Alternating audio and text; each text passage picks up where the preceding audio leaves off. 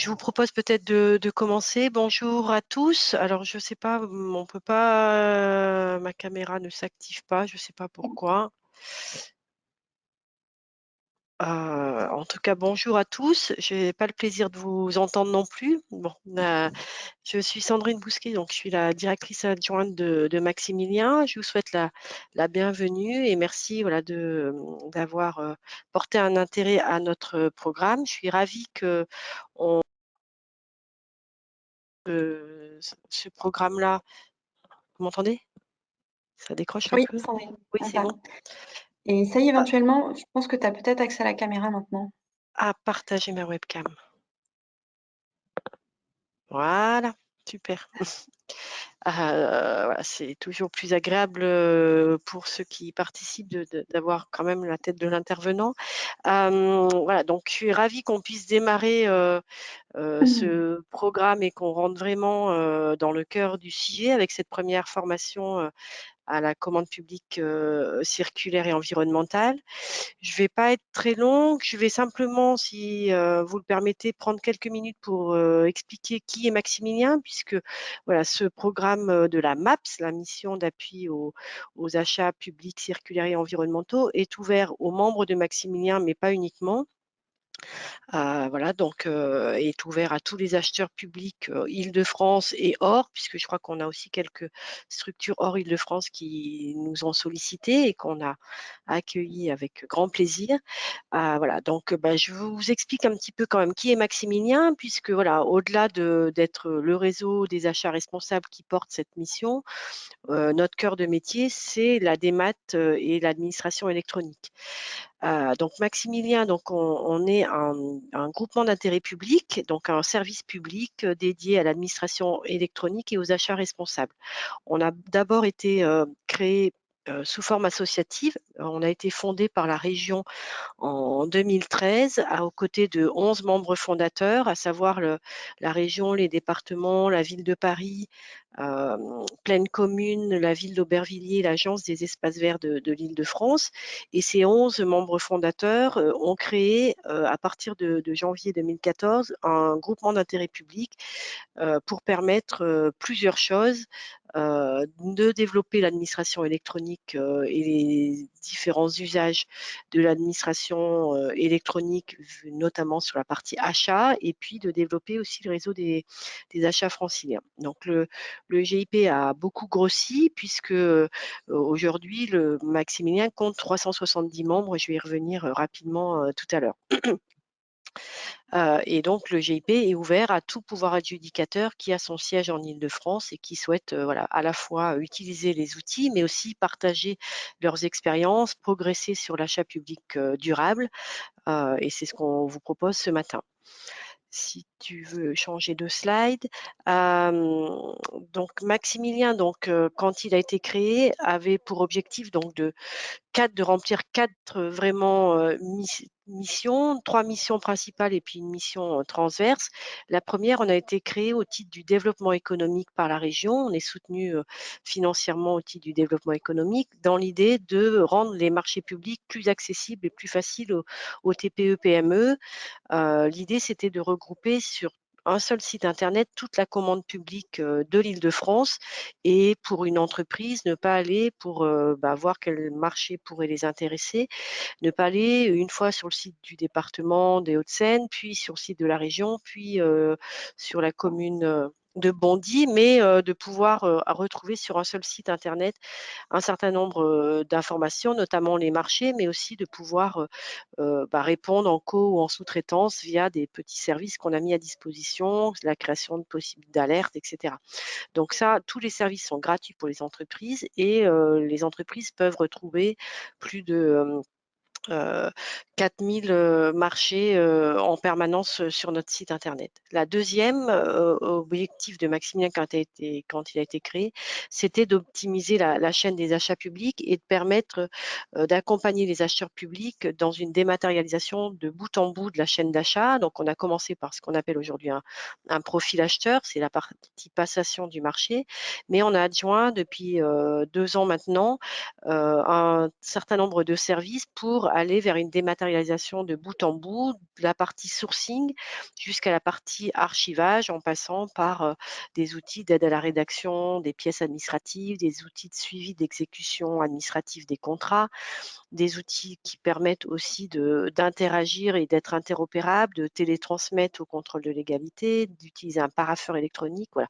Tout un tas d'outils qui sont mis à disposition des acheteurs publics et ce qui est aussi important pour nous en tant que service public, c'est de pouvoir être aussi dans la partie accompagnement et formation, puisque quand on utilise Maximilien et quand on adhère à Maximilien, on adhère à un service public avec une adhésion annuelle forfaitaire qui comprend l'ensemble de tous les services, compris dans la démat et dans les achats responsables, mais aussi toutes les réunions d'information, de sensibilisation et d'accompagnement que l'on peut faire sur la mise en œuvre de nos services. Et le troisième grand objectif, c'était de promouvoir les achats responsables et le développement durable. Et c'est à ce titre qu'on est là aujourd'hui, avec une mission transverse de développer les usages numériques à la fois des entreprises et des acheteurs publics.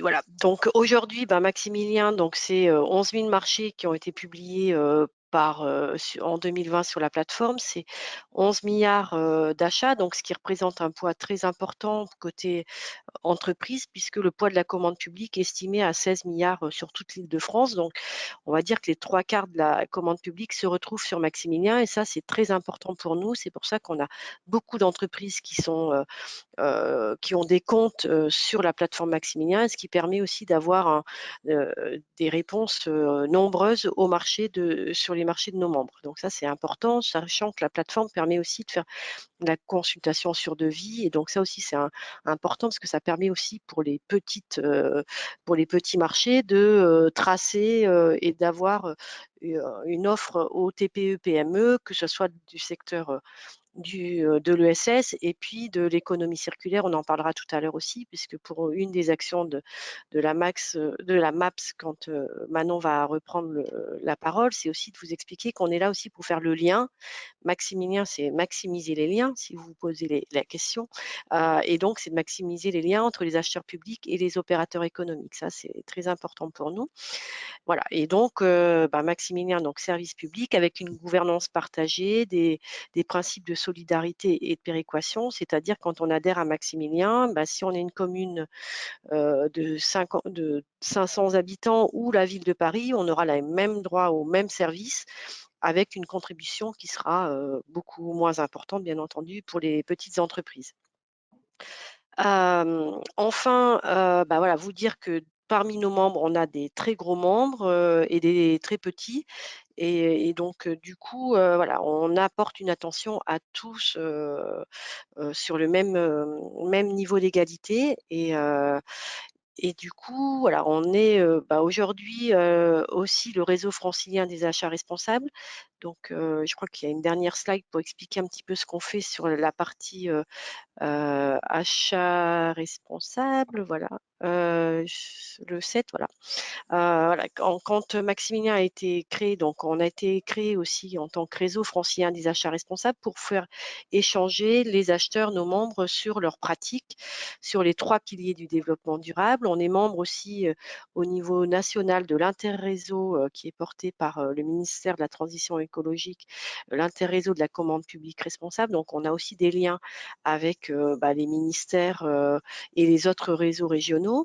Et on porte donc des missions un peu sur les 3 sujets. Sur le sujet du développement économique, on fait beaucoup de réunions d'information pour les entreprises. Vous pouvez regarder sur notre site web, on a des webinaires entreprises 4 fois par an. Donc voilà, si vous avez des entreprises qui ne savent pas forcément comment s'y prendre, n'hésitez pas à leur expliquer qu'elles peuvent s'inscrire à ces webinaires gratuits où on leur explique comment candidater à des marchés publics et comment répondre sur Maximilien, par exemple.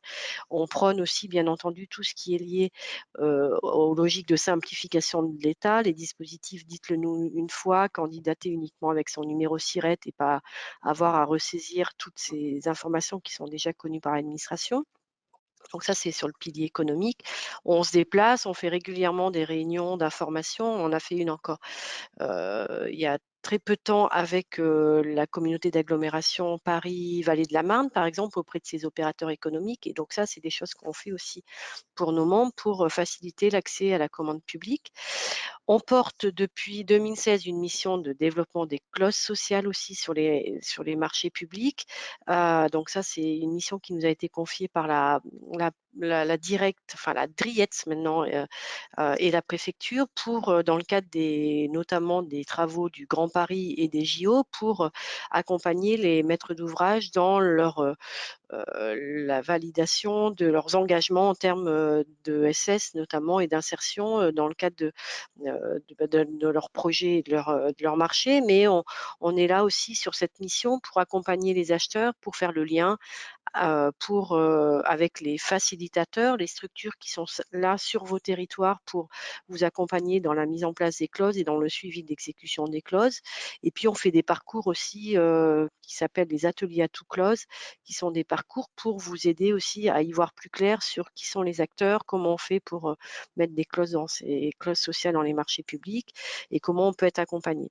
Et puis, ce qui nous amène aujourd'hui, c'est la mission sur les clauses circulaires et environnementales, puisque voilà, il y a maintenant un peu moins de 2 ans, le conseil régional est venu nous voir en disant: «Bah, c'est bien ce que vous faites sur les clauses sociales, c'est reconnu. Qu'en est-il sur les clauses environnementales et circulaires?» Et donc, bah, jusqu'à présent, on faisait assez peu de choses et donc on a souhaité, demander à nos membres s'ils avaient des besoins sur ces aspects-là. Et effectivement, on a eu des échos très positifs en nous disant: «Ben voilà, nous, on aimerait bien démarrer, mais on ne sait pas vraiment comment faire», d'où voilà mise en place de cette mission. On a été accompagné par un cabinet qui s'appelle l'INEC, l'Institut national de l'économie circulaire, qui nous a aidé à monter ce programme qui a été lancé au mois de mars et donc qui va être mis en œuvre sur ces 2 prochaines années avec différents parcours. J'imagine que Manon, tu vas revenir dessus. Voilà, en tout cas, on va attaquer par un parcours bâtiment et donc on est ravis que vous soyez nombreux à avoir des besoins et de vous lancer sur le sujet. Donc voilà, je suis à votre disposition pour vous parler plus de Maximilien que d'achat circulaire, puisque voilà, c'est plutôt Manon et Louise et l'équipe voilà, achat responsable de Maximilien qui seront plus à même de vous en reparler. Mais n'hésitez pas en tout cas à revenir vers nous si vous avez des besoins ou si vous souhaitez qu'on discute sur comment aller plus loin sur vos territoires également. Voilà, je vous souhaite une bonne formation et je repasse à la parole à Manon en me disant que c'est quand même frustrant de ne pas vous voir et de ne pas vous entendre, mais voilà, Manon se fera le relais si vous avez des questions. Il y a un module de chat ou pas, Manon? Oui, tout à fait. D'ailleurs, je vais commencer par ça, vous donner un petit peu le mode d'utilisation de l'outil. Vous devez avoir accès au chatter. Donc, n'hésitez pas à poser vos questions dans ce chat au fil de l'eau. On y répondra en fin de chaque grande partie. Et normalement, effectivement, on est plus de 50 maintenant, donc effectivement, c'est difficile de tous vous voir, mais en tout cas, ça fait plaisir de voir qu'on a pu réunir ce matin. Je passe brièvement sur la mission achats publics circulaires et environnementaux en elle-même. Alors, contrairement à ce qu'a dit Sandrine, non, je ne parlerai pas encore des parcours aujourd'hui. Pour ça, il faudra revenir demain. On fera la passe en fin de matinée. Pour l'instant, je vous présente la mission dans ses principaux objectifs, son grand axe, avec son ambition principale qui est de faire du territoire francilien un exemple en matière d'achat responsable à travers, en répondant aux besoins des acteurs de la commande publique pour le mettre en œuvre. L'ambition du projet, vous le voyez, c'est d'apprendre et de co-construire la commande publique circulaire, tout simplement. Avec pour premier objectif d'accompagner les acheteurs publics à intégrer cette économie circulaire dans les stratégies d'achat. Un deuxième axe de valorisation des synergies qui peuvent être créées sur le territoire avec d'autres programmes en cours.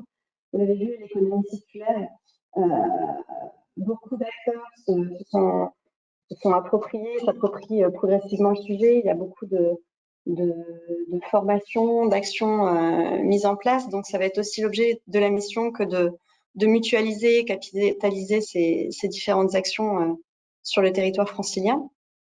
Et enfin, un dernier aspect qui est historiquement dans l'ADN de Maximilien, qui est effectivement développer les liens avec les opérateurs économiques.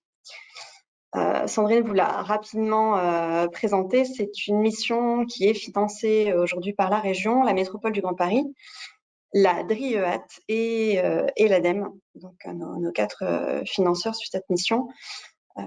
On le verra, un programme sur 2 ans dont ces formations initiales à la commande publique circulaire environnementale pour acquérir les bases de connaissances initiales à ce qu'est l'économie circulaire, comment l'intégrer dans la commande publique. Et par la suite, des parcours dédiés par segment d'achat. On démarrera effectivement début juillet par un parcours dédié au BTP qui démarrera effectivement à la rentrée de septembre, mais sera lancé par un événement de lancement début juillet. Mais voilà, donc on se retrouve aujourd'hui pour cette première formation sur 2 demi-matinées, aujourd'hui et demain, mais elle sera renouvelée à la rentrée en septembre-octobre pour ceux qui n'auraient pas pu y participer et pour encore la compléter en deuxième semestre 2021.